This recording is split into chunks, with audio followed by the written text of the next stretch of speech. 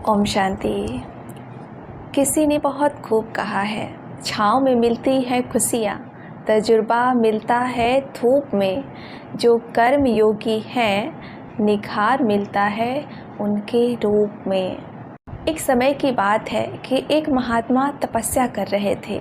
कर्म और योग की समन्वयता के बारे में कुछ लोगों को ज्ञान दे रहे थे, लेकिन वहाँ पर एक छोटा सा बच्चा भी बैठा हुआ था और वो उठकर वहाँ गया और कहा, महात्मा जी आपने इतनी अच्छी अच्छी बड़ी बड़ी बातें बताई, लेकिन क्या करूँ, मुझे कर्म योग के बारे में कुछ समझ में नहीं आता। मैं पढ़ाई करूँ या योग करूँ, कैसे अपने कार्य करते हुए अपने कर्म योग करूँ, उसकी अनुभूति कैसे करूँ, ये मैं समझ नहीं पा रहा।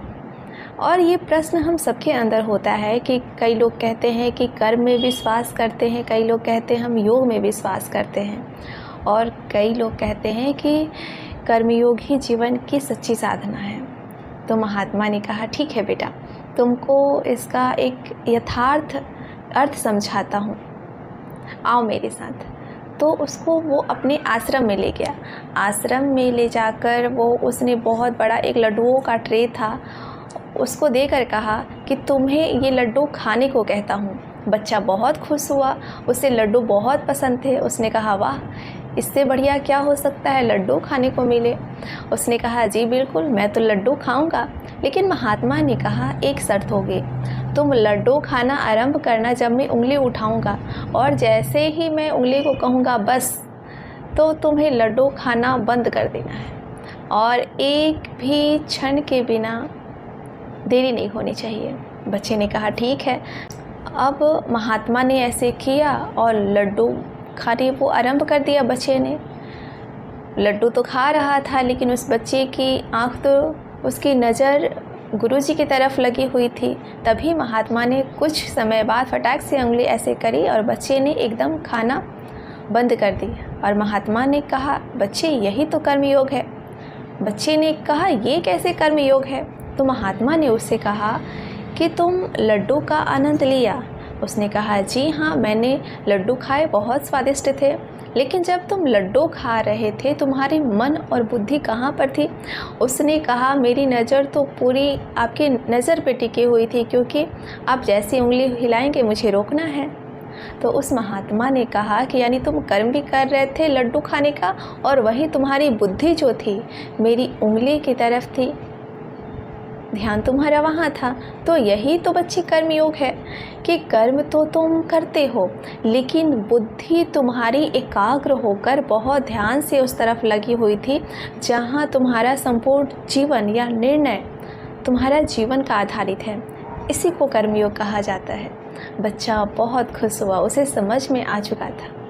महात्मा ने कहा, कर्म का अर्थ ये नहीं कि हम योग अलग करेंगे और कर्म अलग करेंगे, नहीं। कर्म और योग दोनों की जब समन्वयता होती है तो हमारे जीवन में बैलेंस आता है, हमारे जीवन में सफलता लाता है, सदा हमको हर कर्म में सिद्धि की तरफ लेकर जाता है। और इसके लिए ज़रूरत होती है एक एकाग्र मन की, एक फोकस्ड माइंड की।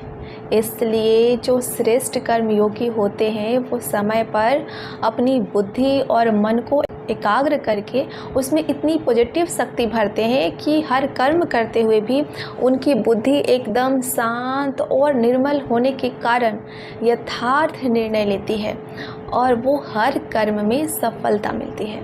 इसलिए हर कर्म को योग के साथ समन्वय जरूर करो। तो ये एक अद्भुत संदेश है, जहाँ आज हम लोग पूरे दिन अपने जीवन के अंदर कार्य करते हैं, वहीं कहीं न कहीं हम परमात्मा को केवल याद करते हैं मजबूरी के कारण या केवल मतलब के कारण, लेकिन स्नेह के कारण हम परमात्मा को याद नहीं करते। उनकी योग की शक्ति को हम अपने जीवन में धारण नहीं करते हैं। योग और मेडिटेशन एक ऐसी अद्भुत शक्ति है जो हमारे मन को पूर्ण रूप से समन्वयता में ले आता है, एक सुंदर बैलेंस क्रिएट करता है हमारे राइट यानी इमोशनल ब्रेन और लेफ़्ट यानी लॉजिकल ब्रेन में। और जब दोनों ब्रेन हमारे एक्टिवेट होते हैं तो हमको संपूर्ण कर्म योग का सफलता का अनुभव होता है और यही यथार्थ योग है। इसलिए ज़रूर अपने जीवन में योग के लिए समय निकालें। सुबह शाम अगर हम कुछ समय निकालते हैं तो हर कर्म करते हुए भी ना केवल हमको हल्का महसूस होगा बल्कि हमको सहज रूप से सफलता मिलेगी, लेकिन हर कार्य में अपनी खुशी, अपने आनंद और शांति को सदा बैलेंस रूप में अनुभव कर पाएंगे। Thank you. ओम शांति।